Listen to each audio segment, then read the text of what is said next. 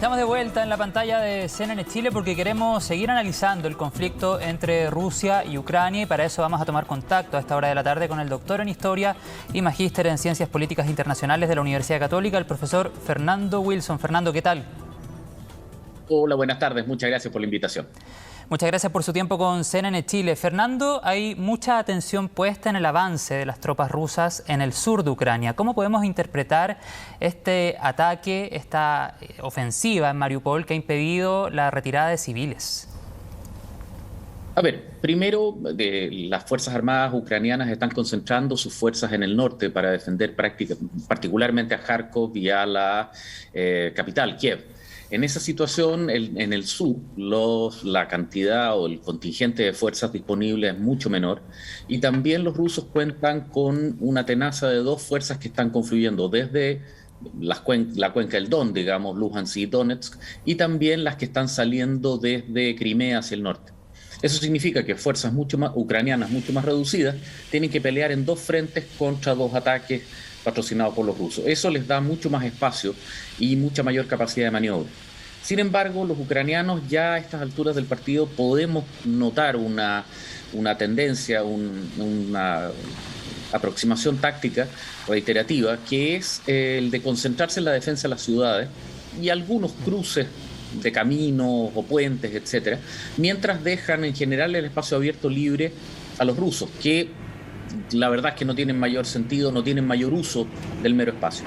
En esa situación, ciudades como Mariupol o el propio Gerson, donde los rusos han conquistado parte de la ciudad, digamos el barrio cívico, el puerto, pero no consiguen dominar la ciudad completa, se generan estos problemas o estas tensiones. Ahora, el caso específico de Mariupol es particularmente grave porque se había acordado un cese al fuego para permitir la salida de civiles. Es una ciudad de casi 500.000 de habitantes, que están sin gas, sin abastecimiento de energía, por lo tanto no pueden usar calefacción en pleno invierno. Estamos hablando de temperaturas bajo cero de 10, 15 grados, lo que genera un desastre humanitario. Se había concordado un cese al fuego, se habían negociado corredores humanitarios, pero las fuerzas rusas desplegadas en la zona no los respetaron y mantuvieron el bombardeo de artillería sobre los corredores, digamos, impidiéndolo. Esto es grave en el sentido que rompe principios básicos de acuerdos políticos de las negociaciones que se están desarrollando, y agranda un problema mayor para la solución de este conflicto, que es la pérdida de confianza en el compromiso ruso respecto a esta situación. Es decir, de alguna manera, con eso Rusia comienza a perder, entre comillas, legitimidad, o incrementa aún más la pérdida de legitimidad en términos de sus compromisos internacionales. Putin se había comprometido a no invadir Ucrania, lo hizo. Putin ahora, o más bien su delegación de negociación, se compromete en respetar los corredores humanitarios y nuevamente no lo hace. Si no se respetan los ceses al fuego, difícilmente podemos esperar llegar proceso de paz. Claro, es que en ese sentido, y considerando todo el análisis previo que tú realizabas, ¿qué podríamos esperar de las próximas horas entonces? Sabemos que se viene también una nueva ronda de negociaciones. ¿Qué deberíamos esperar? Bueno, la exigencia ucraniana de garantías, y ahí un proceso que tradicionalmente es usado en este tipo de circunstancias es utilizar veedores imparciales, veedores internacionales de terceras partes, ya fuera cascos azules o miembros de Fuerzas Armadas de países que le proveen confianza a ambos estados. Es difícil que Vladimir Putin acepte una cosa así, más aún con sus declaraciones particularmente incendiarias de hoy día en la mañana, cuando amenazó ya explícitamente a aquellos que proveen ayuda a Ucrania de convertirlos en objetivos, de declararse una zona de no vuelo sobre Ucrania, considerar los contendores en la guerra. Uno comienza a ver un Vladimir Putin que comienza a perder la calma, algo que se vio también en el segundo día de la operación, en el cual Rusia no está consiguiendo objetivos prácticos, no está consiguiendo el control de grandes sectores o centros urbanos, que pareciera ser un mínimo desde el cual poder negociar con el liderazgo de Zelensky. De hecho, lo hemos conversado con anterioridad con ustedes, el mero hecho de tener que sentarse a negociar con Volodymyr Zelensky es ya, digamos, una humillación, cuando el objetivo inicial era precisamente en el golpe de mano que se organizó sobre el aeropuerto de Holodomel el 24 de febrero, dar un golpe que decapitara ese gobierno y permitir instalar un gobierno títere. Fernando, ¿tú crees que este conflicto está más bien cerca o no tan cerca de tomar otro nivel, de llegar a otros países, de tomar otro alcance, considerando, por ejemplo, estas frases de Vladimir Putin que hacen referencia a los países que interpongan una expulsión aérea, una exclusión aérea más bien, podrían también ser considerados parte del conflicto? O sea, ¿tú crees que podríamos ver pronto invasión rusa en otros países cercanos? No, Rusia en este minuto ya está al límite de su poder convencional.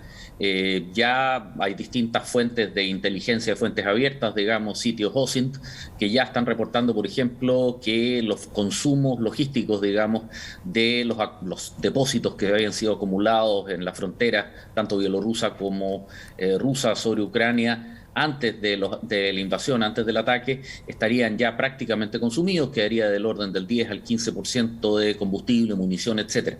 En esa situación, Rusia no puede permitirse ampliar el aspecto de este conflicto porque naturalmente llegaría a un punto de cambio de naturaleza. Rusia no puede invadir a todo el mundo, no tiene un ejército de esas dimensiones y mucho menos suministros para ello. Por lo tanto, el problema que se está viendo hoy día es que junto con las declaraciones de Putin relativas a las sanciones económicas, que si le siguen aumentando las sanciones también se van a arrepentir.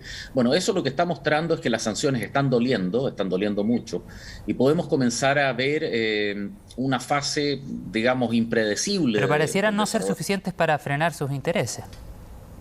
A ver, es que él de alguna manera en este momento está en una situación imposible. Él no puede retroceder porque si lo hace pierde todo tipo de apoyo dentro de Rusia. Es decir, es reconocer la derrota, es reconocer el brutal error que cometió y no tiene ninguna garantía de que le levanten las sanciones inmediatamente después de eso. Por lo tanto, se tiene que seguir con eso. Y de la misma forma necesita alguna victoria para poder sentarse a negociar con el régimen de Zelensky y conseguir alguna cuestión.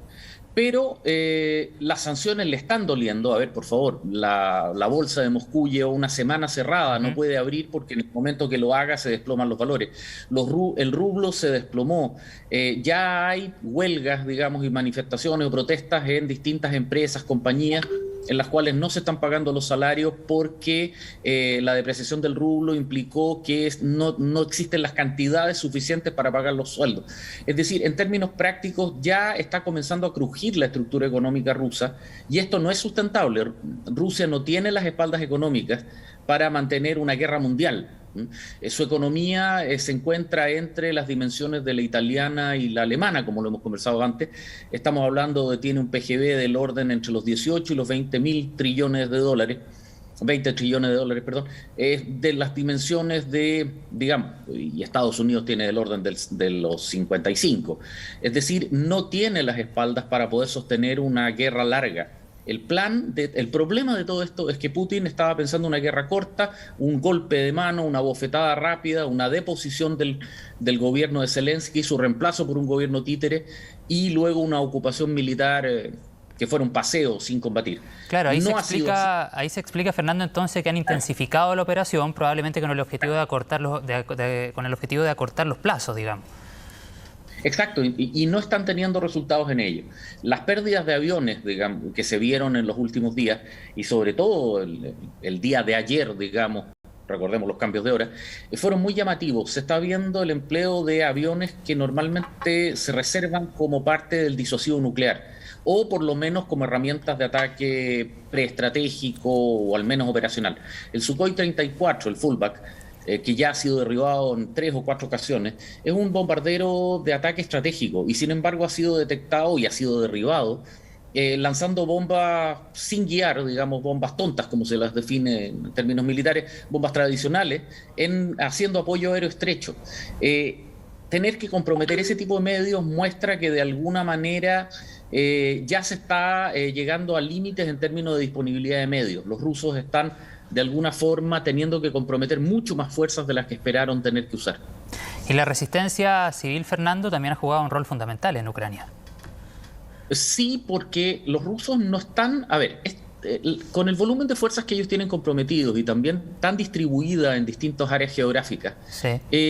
los rusos no están ocupando el territorio. Lo que están haciendo es básicamente controlar caminos a través de los cuales abastecen sus fuerzas, mueven sus unidades, etcétera. Pero fuera de esos caminos, el territorio, en el peor de los casos, es tierra de nadie. En el mejor de los casos, digamos, hay fuerzas ucranianas que se desplazan a través de rutas secundarias o vías menores. Eso ha significado que gran parte de sus convoyes logísticos, que ya están teniendo una demanda muy superior a la esperada, están siendo atacadas por grupos de resistencia civil, partisanos. Ucrania tiene una tradición de guerrilla increíble, tanto contra la Unión Soviética como contra la Alemania nazi, y posteriormente tienen luego el problema de los drones de fabricación turca que la Fuerza Aérea o las Fuerzas Armadas ucranianas están usando con gran éxito. Hoy día en la mañana se veían también capturas de video de columnas de camiones rusas que tenían que ir escoltadas por vehículos antiaéreos de alta sofisticación, lanzadores de misiles Tor, tanques antiaéreos Tunguska. Todo esto incrementa el peso, incrementa la dificultad, aumenta las demandas y comenzamos a ver un ejército ruso que más que ser decisivo en la punta de lanza, de sus ataques, comienza a quedar aprisionado de las demandas logísticas de la fuerza y mantener la presión sobre toda la cadena de abastecimiento es crítica. De ahí, digamos, el que solo en la zona de Kiev se han repartido hasta el día jueves recién pasado más de 25.000 fusiles de asalto, 3.000 ametralladoras pesadas, 2.000 lanzacohetes antitanque RPG. Es decir, para mantener esta presión, que los rusos tengan que mantener bajo amenaza todo su despliegue, no solamente la línea del frente. ¿Qué tan probable es, Fernando, que el freno a Putin y todas estas políticas invasivas de Ucrania venga desde dentro de Rusia? A ver, esto es muy difícil que tenga una solución militar, o al menos una solución militar en el corto plazo. Este conflicto probablemente va a ir evolucionando a un conflicto híbrido a medida que las Fuerzas Armadas ucranianas pierden el material convencional que tienen, tanques, artillería, carros de infantería, y luego finalmente pase una guerra asimétrica donde las fuerzas ucranianas se concentren en ataques de guerrilla y en operaciones irregulares. Pretender que esto pueda ser resuelto militarmente en el corto plazo es una quimera. Eso ya no va a ocurrir. La voluntad de lucha ucraniana es muy alta e incluso hay manifestaciones en las calles de las ciudades que han sido ocupadas. ¿Pero es la oligarquía rusa la que le podría poner un freno a Vladimir Putin, Fernando? Sí, porque en ese sentido la oligarquía rusa e incluso la población rusa. Los oligarcas rusos que son los que sostienen el capitalismo de los amigos, es decir, este mecanismo a través del cual Putin benefició a aquellos quienes soportaban su gobierno y persiguió a los que no lo apoyaban. Hoy día se están encontrando como parias mundiales, no pueden llegar a Estados Unidos o a Europa. Ya veíamos el caso de Roman Abramovich, digamos, que vendió el Chelsea, el club de fútbol Chelsea, para ayudar a las víctimas de la guerra. Es decir, esto ya está produciéndoles daño a la gente que tiene mucho poder en Rusia. Y a eso se agrega que si bien no podemos tener información clara producto de la censura rusa, el bloqueo de redes sociales del día de ayer. Facebook, Twitter, TikTok, que dicho sea de paso es chino, y Instagram, significan nadie hace eso si no tiene una necesidad extraordinariamente fuerte para hacerlo. Es una señal muy fuerte. Eso significa que la opinión pública rusa está mirando esta situación con cierto grado de duda. Los rusos pensaban que esto iba a ser un proceso barato y fácil, y hoy día ya tienen una cifra que oscila entre los 4 y los 6.000 muertos.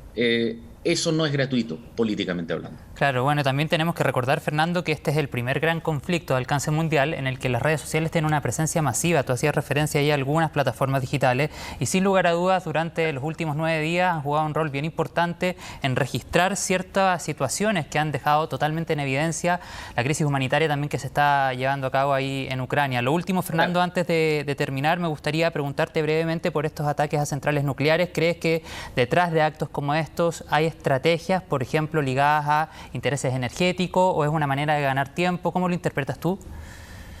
A ver, en términos prácticos, el ataque a la planta de Zaporozhye de antenoche obedece más bien al régimen de avance de las fuerzas y a su contacto, a transmitir un mensaje, digamos, de control del área.